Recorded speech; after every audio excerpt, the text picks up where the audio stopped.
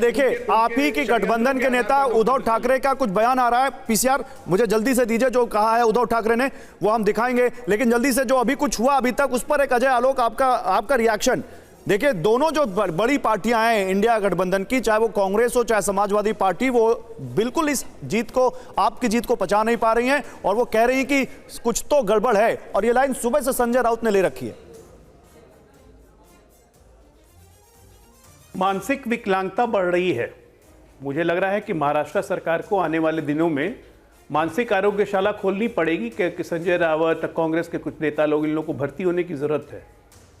जनादेश का इतना खुलेआम अपमान कर रहे हैं, इनको शर्म नहीं आती है। घनश्याम तिवारी उत्तर प्रदेश में नहीं बोल रहे हैं, महाराष्ट्र में बोल रहे हैं और कह रहे हैं कि बाइपोल में बिहार और यहाँ असम छोड़ के हर जगह हार रहे हैं। कोई स्टडी करके आया कीजिए महाराज। नांदेड़ लोकसभा की सीट हम जीत गए, राजस्थान में 5 जीत गए, पूरे उपचुनाव हो रहे थे 48 सीटों पे, 28 सीटों पे हम जीते हैं। कहां से हार गए? मतलब बदहवासी, मानसिक बदहवासी इतनी छा गई है कि कुछ से कुछ अल से बल बोले जा रहे हैं, आए बाएं शाएं, जिसको जो मना रहा है बोले जा रहा है। नहीं, लेकिन एक बड़ा सवाल ईवीएम पे उठा रहे हैं और कह रहे हैं कि वो केवल आई वॉश है जो झारखंड में हुआ है। गौतम अडानी, भैया छोड़ दीजिए, बोलिए इस्तीफा दे देने ना, बोलिए हेमंत सोरेन को इस्तीफा दे देंगे, ये आई वॉश है। चुनाव में पार्टिसिपेट करना कांग्रेस पार्टी छोड़ दे, ना लड़े चुनाव। तेलंगाना, हिमाचल, कर्नाटक, तीनों सरकार से इस्तीफा दे दीजिए। कहिए कि लोकतंत्र में हमारा भरोसा नहीं रहा। जहां जीतेंगे, जहां मीठा वहां पे गप गप, और जहां कड़वा वहां थू थू। ऐसे चलता है लोकतंत्र, ये जनादेश का सम्मान होता है। देखिए, इसी बीच राहुल गांधी का भी बयान आ गया। वो कह रहे हैं महाराष्ट्र के नतीजे अप्रत्याशित हैं और हम इन नतीजों का विस्तार से विश्लेषण करेंगे। ये राहुल गांधी का भी बयान आ गया है, यानी वो उनकी बातों का भी मतलब यह है कि ये उम्मीद नहीं की थी जो नतीजे आ गए। अग्रवाल साहब, हार की उम्मीद तो नहीं। अजय आलोक जी बोले, फिर अजय जी आपके उपाध्याय जी आ रहा हूं। किसे हारना है? इसी को तो मानसिक विकलांगता कहते हैं। मानसिक विकलांगता किसी के पर्सनल पे मत जाए, पर्सनल कमेंट मत कीजिए ना अजय भाई। पर्सनल कमेंट क्या करना किसी की मानसिकता पर। बड़ा मुद्दा यह है कि आपकी जीत जो है वो मैसिव है, लेकिन विपक्ष इसको नहीं पूरी पार्टी को कह रहा हूं, तो नहीं पचा पा रहा है तो हम क्या करें? डाइजेस्टिव की गोली, एंजाइम्स की गोली लगे कहां से दूं मैं विपक्ष को? मेरा ये काम नहीं है। अगर आप तो डॉक्टर है भाई, उल्टी करते रहें, अपना पेट खराब कर लें, उससे जनता को क्या फर्क पड़ेगा? डॉक्टर है आप, दिल बड़ा होना चाहिए, जीत बड़ी है आज। तो मैंने कहा कि मानसिक विकलांगता, आरोग्यशाला खोलनी पड़ेगी सरकार की तरफ से। मानसिक आरोग्यशाला खोलना पड़ेगा। संजय राउत सुबह 10 बजे, कल तक कह रहे थे कि 10 बजे मुख्यमंत्री का नाम बता दूंगा, और सुबह 9:30 बजे से काउंटिंग जैसी शुरू होती है और तब से लगातार बोले ही जा रहे हैं आए बाएं शाएं। उसी तरह से अभी प्रवक्ता लोग बोलने लगे। अरे कोई मतलब है कि नहीं?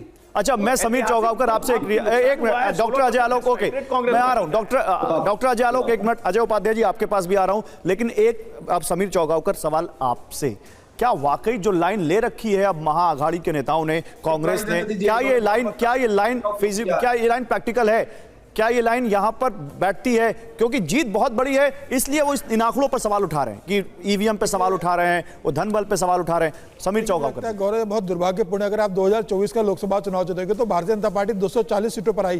क्या भारतीय जनता पार्टी ने ईवीएम का प्रश्न उठाया? आज प्रियंका वाड्रा जीत जाती है वायनाड से, तब कांग्रेस को लगता है कि ईवीएम बराबर है, प्रियंका वाड्रा जीत रही है। आप जहां जीत जाते हो वहां दिक्कत नहीं आती है, और आप जहां हारते हो आप कहते हो कि ईवीएम के कारण हम वहां पर हार गए हैं। उत्तर प्रदेश में अगर समाजवादी पार्टी हारती तो कहती है कि पुलिस और धनबल का इस्तेमाल किया गया, पुलिस ने वोटिंग नहीं करने दिया।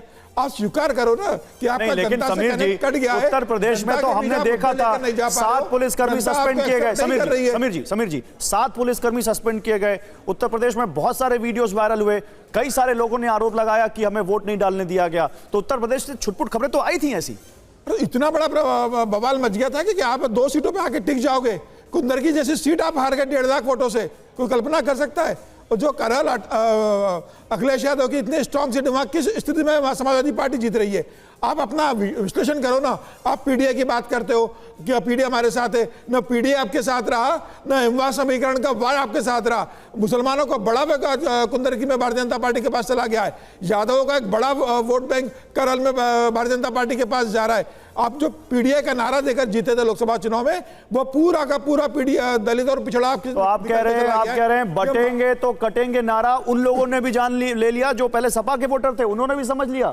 बिल्कुल देखिए ना, परिणाम बता रहा है। जिस पीडीए के अखिलेश बात करते थे, कहां वोट उनको मिले? 2 सीट आप जीत रहे हो, आपके पास ना मुलायम का मुसलमानों का वोट बैंक बच रहा है, ना आपके पास यादवों का वोट बैंक बच रहा है। आप अगर इसका महाराष्ट्र का चुनाव परिणाम देखेंगे, सारे जो जातिगत समीकरण विदर्भ में और मराठवाड़ा 2024 के लोकसभा चुनाव में सिर्फ 6 महीने पहले भारतीय जनता पार्टी के खिलाफ थे, वो सारे आज महायुति के पक्ष में क्यों चले गए?